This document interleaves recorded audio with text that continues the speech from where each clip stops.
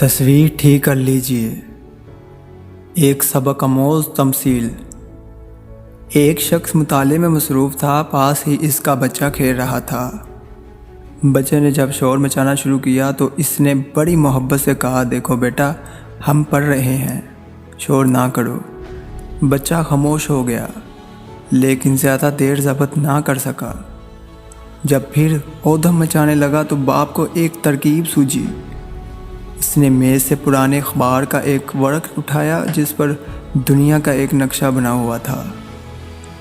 باپ نے بیٹے کو سامنے بٹھا کر اخبار بیچ میں رکھا اور بیٹے کو بتایا کہ یہ دنیا کا نقشہ ہے اور اس میں پاکستان ہے، یہاں سعودی عرب، یہاں امریکہ، یہاں بحر الکاہل اور یہاں ہمالیہ ہے۔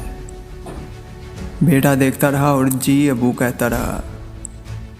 پھر باپ نے وہ ورق اٹھایا اور اس کے ٹکڑے ٹکڑے کر کے بچے کے حوالے کر دیا اور کہا، لو بیٹا، اسے برابر والے کمرے میں لے جاؤ اور نقشے کو پھر سے جوڑ لاؤ۔ جب بچہ چلا گیا تو باپ نے اطمینان کا سانس لیا اور دل میں کہا، 3-4 گھنٹوں کے لیے درد سر ختم ہوا۔ لیکن اس کی حیرت کی انتہا نہ رہی جب بچہ آدھا گھنٹے یا 45 منٹ کے بعد دوڑتا ہوا آیا اور بڑے فخر سے کہنے لگا، ابو دنیا کا نقشہ بن گیا۔ باپ نے دور سے نقشے پر نگاہ ڈالی۔ پہاڑوں کے سلسلے، دریاؤں کی گزرگاہیں، شہروں کے محل و وقوع سب اپنے اپنے مقام پر درست پائے۔ پوچھا، بیٹا، تم نے یہ کارنامہ کیسے انجام دیا؟ بیٹے نے جواب دیا، ابو یہ کام بڑا آسان تھا۔ باپ کی جستجو اور بڑھ گئی۔ بیٹے نے کہا، ابو آپ نے جب نقشے کے ٹکڑے کرنے کے لیے اسے اٹھایا تو میں نے دیکھا کہ اس نقشے کی دوسری طرف اتنی ہی بڑی انسان کی تصویر بنی ہوئی ہے، بس میں نے اس تصویر کو جوڑ دیا، دنیا کا نقشہ اپنے آپ ٹھیک ہو گیا۔ حقیقت یہ ہے کہ انسان جہاں کہیں بھی ہو اور جس قسم کی بھی اصلاح چاہتا ہو، اس کے لیے ضروری ہے کہ سب سے پہلے ہم اپنی اصلاح کریں اور اپنی ذات کی تنظیم کی طرف توجہ دیں۔ ہمارے گھروں کا، ہمارے محلوں اور علاقوں کا، ہمارے معاشرے کا اور زندگی کے جن جن معاملات سے ہمارا تعلق ہے، وہاں کا نقشہ بگڑا ہوا ہے۔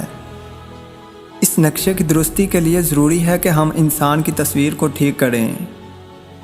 یہ انسان کی تصویر در حقیقت ہماری اپنی تصویر ہے، یہ بکھری ہوئی ہے، اسے جوڑنا ضروری ہے۔ ہم اپنے ماحول کی اصلاح اور حالات کی درستی کی کوشش کرتے ہیں تاکہ نقشہ ٹھیک ہو جائے، لیکن ہم کامیاب نہیں ہوتے، گہرائی میں جاتے ہیں تو معلوم ہوتا ہے تصویر بکھری ہوئی ہے۔ تصویر اس لیے بکھری ہوتی ہے کہ ہماری زندگی کا کوئی نصب العین نہیں ہے، زندگی گزارنے اور زندگی سے حاصل کرنے کے لیے کوئی مقصد متعین نہیں ہے۔ ہمارے ارد گرد اور عزائم کمزور ہو چکے ہیں، ہماری طبیعت میں سستی اور کاہلی آ گئی ہے۔ ہم آج کے کام کو کل پہ ٹالتے ہیں، ہم پھر کبھی کا شکار ہیں۔ فیصلوں میں اتنی تاخیر ہوتی ہے کہ بس نکل جاتی ہے۔ ہم اتنے ڈرپوک ہو گئے ہیں کہ قسمت کامیابی کی دروازے پر دستک دیتی ہے اور ہم اسے کھولتے تک نہیں۔